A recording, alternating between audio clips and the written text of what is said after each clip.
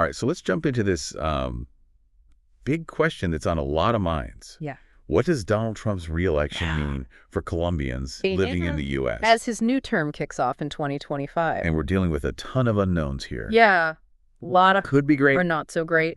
to help us make sense of all this. Yeah. We're looking at Reporti Trumpi Colombia. Exactly. Think of this deep dive as your cheat sheet to understanding Yes. what this reelection could mean Yeah. for you so you can make the best decisions Absolutely. for your future here in the States. That's exactly right. And, this report lays out a lot of potential impacts, both positive and negative. Yeah. And to really kind of grasp what's at stake here, Yeah. we need to rewind a little bit and look back at Trump's first term. Okay, so back to the past for a minute. Yeah, and how his policies kind of played out for the Colombian community. During Trump's first presidency, we saw some pretty major shifts in immigration policy. Yeah. And I know that sent ripples through a lot of different immigrant communities, Big time. Colombians included. Absolutely. Can you give us a little recap of what happened back then? Sure. So we saw a real tightening of the screws, so to speak. Okay. Border security was ramped up, and there were a whole bunch of new restrictions on visas.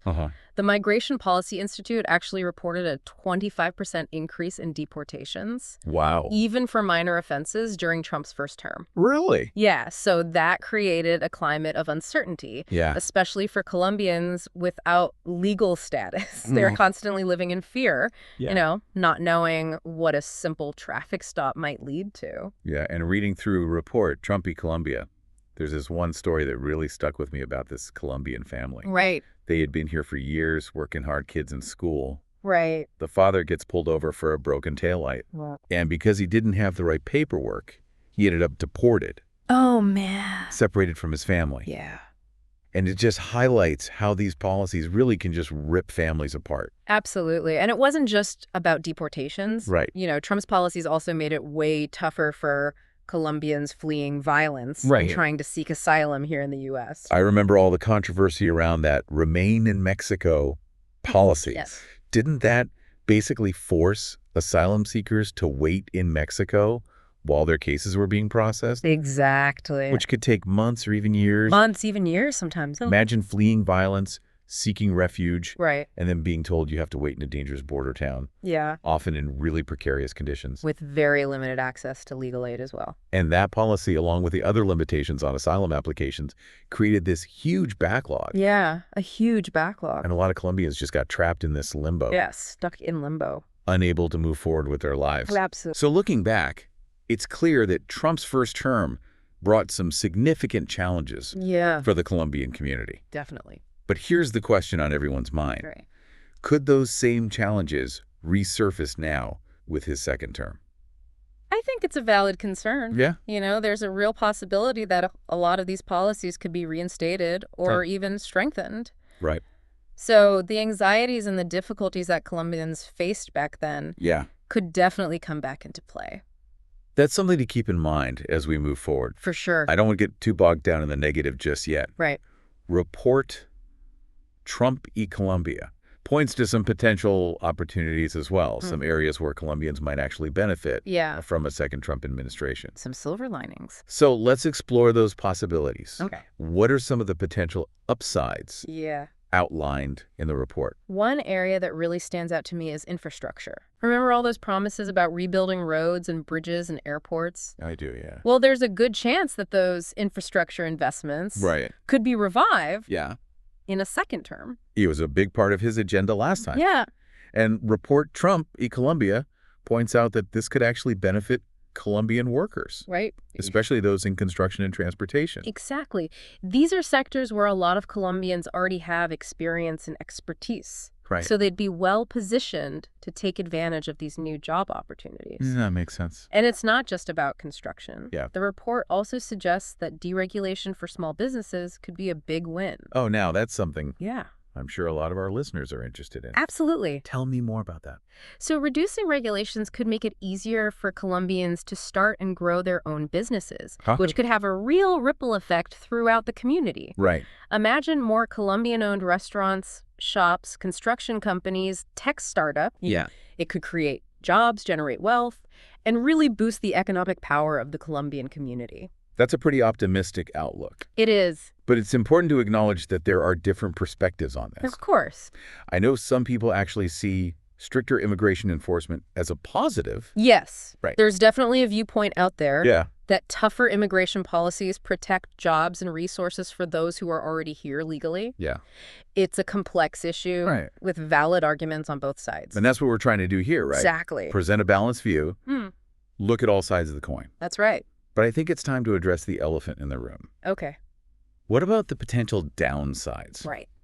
What are the big challenges that report Trump Colombia flags for Colombians in this second term? Well, one major concern is the possibility of further restrictions on temporary and permanent visas. Okay. Things like the H-1B and H-2A visas, which are essential for Colombians seeking to work legally in the U.S. Right. If those are limited, it could really restrict their ability to build a stable life here. And that's not just an abstract policy issue. Right. This is about real people's lives, their hopes, their dreams. Exactly. It's about the stress of wondering if you'll be able to stay, if you'll be able to provide for your family. Right. Reading through Reported Trump, Sunday Colombia. I couldn't help but think about all the families that could be affected by this. Yeah, it's heartbreaking. Yeah. And that brings us to another major concern. Okay. This whole social and emotional toll of restrictive policies and anti-immigrant rhetoric. Yeah. You know, it's not just about the laws themselves. It's about the atmosphere they create. Yeah. This atmosphere of fear and uncertainty. Yeah. Imagine living in a community where you feel constantly judged. Right. Where even a trip to the grocery store can become a source of anxiety. It's about that feeling of belonging. Exactly. That feeling of being welcomed. Yeah. And how that can be eroded by these policies and rhetoric. Absolutely. And, of course, we can't ignore the very real fear of increased deportations. Right. Especially for those without secure legal status. Absolutely. The possibility of stricter enforcement of immigration laws, potentially leading to more deportations, is a very real concern that Colombians will have to grapple with in the coming years. Yeah. We'll explore these issues further in the next part of our deep dive. We will. Welcome back to our deep dive into what a second Trump administration could mean for Colombians in the U.S. All right, so in this first part, we laid out a lot of the potential upsides, the downsides, the what-ifs that everyone's thinking about. Right. But knowledge is only powerful if you use it right. Exactly. So let's get practical. Okay. What are some concrete steps Colombians can take to navigate this new terrain? Well, the first thing I always emphasize is staying informed. Right. Policies change all the time, and what's true today might be different tomorrow.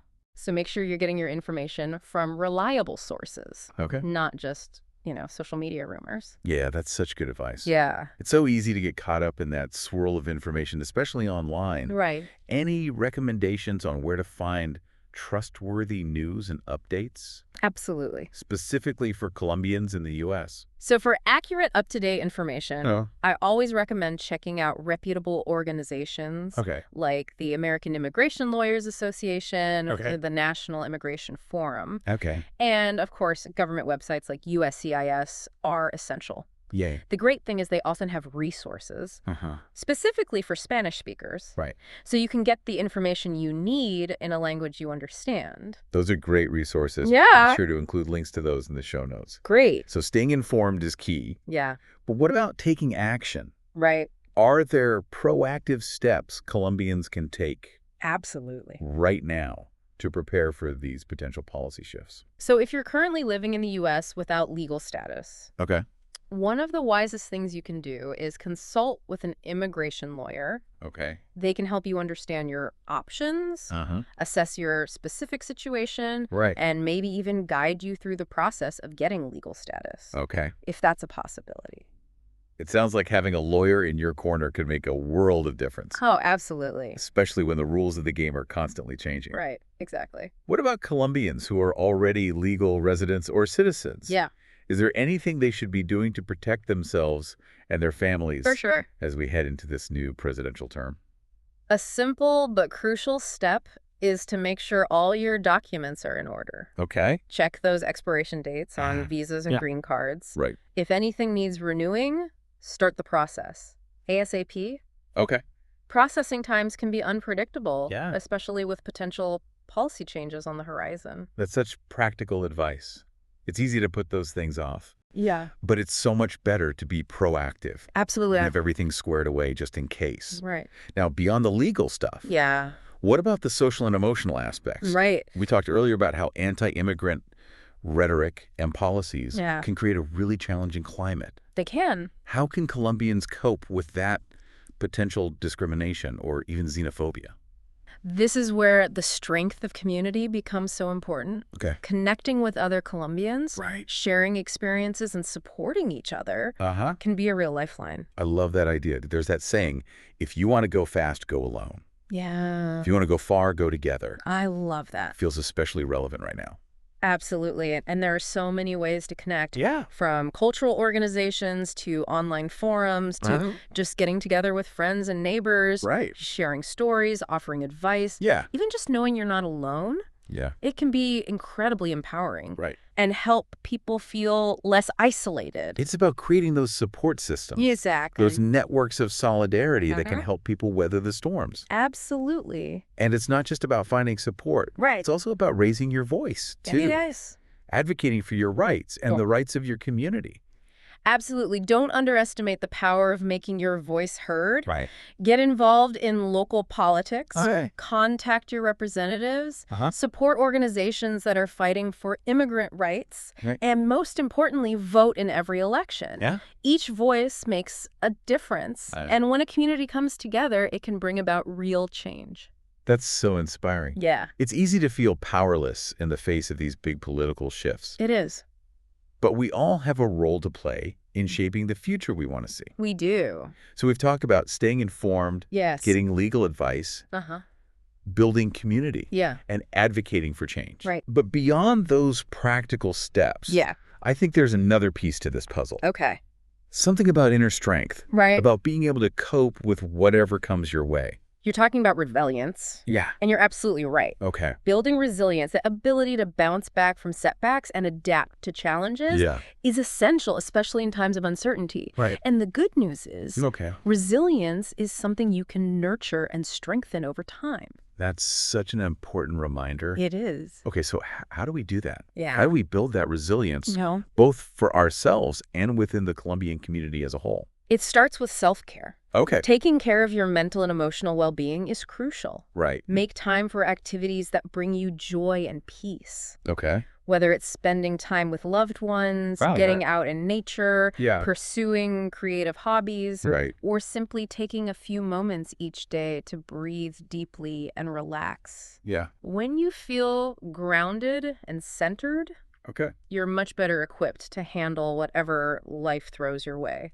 That makes so much sense. You can't pour from an empty cup. Honestly. You have to take care of yourself first in order to be there for others. Right. But it's not just about individual self-care. It's about community care too, right? Exactly. Check in on your friends and neighbors. Okay. Offer support to those who are struggling. Wow. Celebrate each other's successes. Right. And be a source of strength for your community. Yeah. Remember, we're all in this together. Right. And when we support each other, we can overcome any obstacle. There's so much wisdom in that. Yeah. It really resonates with that Colombian spirit of community and solidarity. It does. Now, I want to shift gears a bit and talk about something that's particularly relevant for those thinking about building a future here in the U.S., especially as we head into this new presidential term, education and career paths. That's a great transition. Because no matter what's happening in the political landscape, investing in your education and skills is always a smart move. It is, yeah. It opens doors, expands your opportunities, and helps you adapt to changing economic conditions. So true. Okay, let's get specific. All right. What are some educational and career paths that might be particularly advantageous for Colombians in the U.S.? Well, remember how we talked about the potential for growth in sectors like construction and transportation under a second Trump administration? That translates into a demand for skilled workers in those fields. So pursuing vocational training or certifications in areas like welding, plumbing, electrical work, or truck driving could... Practical advice. It is. And those are skills that are in demand across the board, right? Yes. It's not like they're tied to one specific company or even one specific city. Exactly. These are transferable skills. Right. That provide a solid foundation no matter where you go. Yeah. And speaking of transferable skills, Yeah. technology is another field with immense potential. It's the future, right? It is. Everything's going digital these days. It certainly feels that way. Yeah. And the great thing about tech is that there are so many different entry points. Okay. You could learn coding, web development, data analysis, digital marketing. The list goes on and on. Wow. And many of these skills can be learned online, making them accessible even for those with busy schedules or limited resources. That's really encouraging. So we've got the trades, we've got tech. Yeah. Anything else you'd add to that list? Don't underestimate the power of entrepreneurship. Oh, yeah. Remember we talked about how deregulation might create favorable conditions for small businesses? Right. The American dream is alive and well. It is. But starting a business is no easy feat. Oh, it's not. Especially in a new country and during uncertain times. Right. Any advice for those aspiring Colombian entrepreneurs out there? Absolutely. First and foremost, do your research. Okay. Understand the market. Uh-huh. Identify your target audience and create a solid business plan. Right. There are also tons of resources available to support small businesses, like the Small Business Administration, SBA, and SCORE, which provide mentoring and guidance. Okay. And tap into that Colombian network. Right. Connect with other entrepreneurs and learn from their experiences. It's all about being resourceful, connecting with your community, and tapping into those support systems. Exactly. We've explored some promising career paths. We have. But let's be real. The job market can be tough. It can be. Especially for newcomers or those facing language barriers. Right. Any tips on how to stand out and land that dream job? One of the most important things is to polish up your resume and cover letter. Okay. Highlight your skills and experience in a way that's relevant to the jobs you're applying for. Right. And if your English skills aren't quite where you want them to be, don't hesitate to invest in language classes or tutoring. English fluency is definitely key. It is. In the U.S. job market. Yeah. And what about networking? Oh, networking is huge here. Okay. It's all about building relationships, connecting with people in your field, and letting them know what you have to offer. Okay. Attend industry events, join professional organizations, and don't be shy about reaching out to people for informational interviews. So much great advice. Yeah. It's clear that even in the face of potential challenges, there are so many ways for Colombians to not just survive, but thrive in the U.S. job market. Absolutely. We've covered a lot of ground in this second part of our deep dive. We have. We've moved beyond the headlines and explored practical strategies for navigating this complex landscape. For sure. We've talked about staying informed, seeking legal guidance, the power of community, building resilience. Right. And even exploring promising career paths. We have. And remember, this is just a starting point. It is. There's a wealth of resources out there to support Colombians in the U.S. Absolutely. And we encourage you to reach out and connect with those resources. Please do. We'll include links to some of those resources in the show notes, so be sure to check those out. Great. And stay tuned for our final part. Yes. Where we'll delve deeper into the power of community. Absolutely. And explore how Colombians can leverage their collective strength to create a brighter future, no matter what the political landscape looks like. We'll be right back. Welcome back to the Deep Dive. In this final part, we're going to be shifting our focus to something incredibly powerful. Okay. The strength of the Colombian community itself. Yeah. Especially as we look ahead to the next 4 years with Trump back in the White House. You know, we've spent a lot of time talking about the potential challenges and opportunities and practical strategies and even specific career paths. But at the end of the day, it's that collective spirit, that resilience, that willingness to support each other that will truly make the difference for Colombians in the U.S. It's about not just surviving, but thriving. Right? Using that shared experience to create something even stronger. Absolutely. So how can Colombians in the U.S. really leverage that collective power? Yeah. What does that look like in action, especially as Trump's second term unfolds? Well, it starts with recognizing the incredible assets that the Colombian community brings to the table. Okay. We're talking about resilience, that ability to adapt and overcome challenges. Right. We're talking about resourcefulness, a strong work ethic, that entrepreneurial spirit that Colombians are known for. You know, reading through reported Trump here Colombians, I was struck by all these stories about Colombian entrepreneurs who came to the U.S. with practically nothing and built these successful businesses. It's incredibly inspiring. It really is. And let's not forget that deep sense of community. That emphasis on family and mutual support. Yeah. Colombians understand the importance of looking out for each other. And that creates a powerful network of solidarity. Right. Especially during uncertain times. So we've got resilience, resourcefulness, yes, a strong work ethic, and a deep sense of community. Yeah. Those are some serious strengths. They are. But how can those strengths be channeled into creating positive change? Yeah. Especially in a political climate that could be challenging for immigrants. Well, one way is through collective action and advocacy. Okay. We talked earlier about getting involved in politics, contacting representatives, voting. Right. Imagine the impact if the Colombian community really mobilize its collective voice. Yeah. Advocating for policies that protect immigrant rights, support families, and create opportunities for advancement. It's about turning that shared experience, a shared understanding of the challenges and aspirations into a force for change. Absolutely. And it's not just about politics, right? Right. It's about economic empowerment, too. Absolutely. Colombians have that entrepreneurial spirit in their DNA. Yeah. And they can use that to build businesses, create jobs, and generate wealth within their communities. Whoa.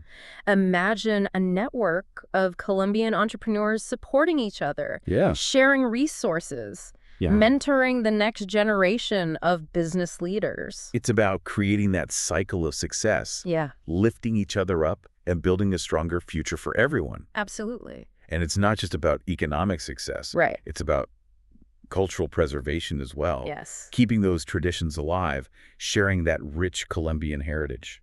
You hit the nail on the head. Culture is such a powerful source of identity and pride and connection. Yeah. And the Colombian community has so much to offer. Right. The music, the dance, the food, the storytelling. Right. By celebrating those traditions, supporting Colombian artists and businesses, and sharing their culture with the wider American community, they can foster understanding, break down stereotypes, and build bridges of connection. It's about showcasing the beauty and richness of Colombian culture. Exactly. And enriching the tapestry of American society. I love that. So we've talked about collective action, economic empowerment, and cultural preservation. Yeah. What other ways can the Colombian community leverage its strengths to create a brighter future, especially as we navigate this new chapter with Trump back in office? Well, education is key. Investing in the next generation, ensuring that Colombian youth have access to quality education and opportunities for advancement is essential for long-term success. Yeah. This can take many forms, mentoring programs, scholarships, community-led initiatives, even just sharing knowledge and skills within families and neighborhoods. It's about empowering the next generation to reach their full potential. Absolutely. To become leaders and change makers who can shape the future of the community. I love it. And that brings us back to the core message of this deep dive. Despite the uncertainties ahead, the Colombian community has the power to shape its own destiny. Exactly. By tapping into their collective strength, supporting each other, and actively engaging in the process of change. Right. Colombians can create a brighter future for themselves, their families, and their communities. Such a powerful message of hope and empowerment. It is. As we wrap up this deep dive, I want to leave our listeners with a final thought. Okay. How can you as an individual contribute to the strength of the Colombian community? Right. How can you use your talents and passions to make a difference? It's about finding your place in the community, connecting with others, sharing your skills, offering support. Remember, every action, no matter how small, can create a ripple effect of positive change. That's a beautiful note to end on. It is. Thank you for joining us on this deep dive. Of course. Remember, the future is ours to create. Absolutely. Until next time, keep learning, keep growing, and keep striving for a better tomorrow.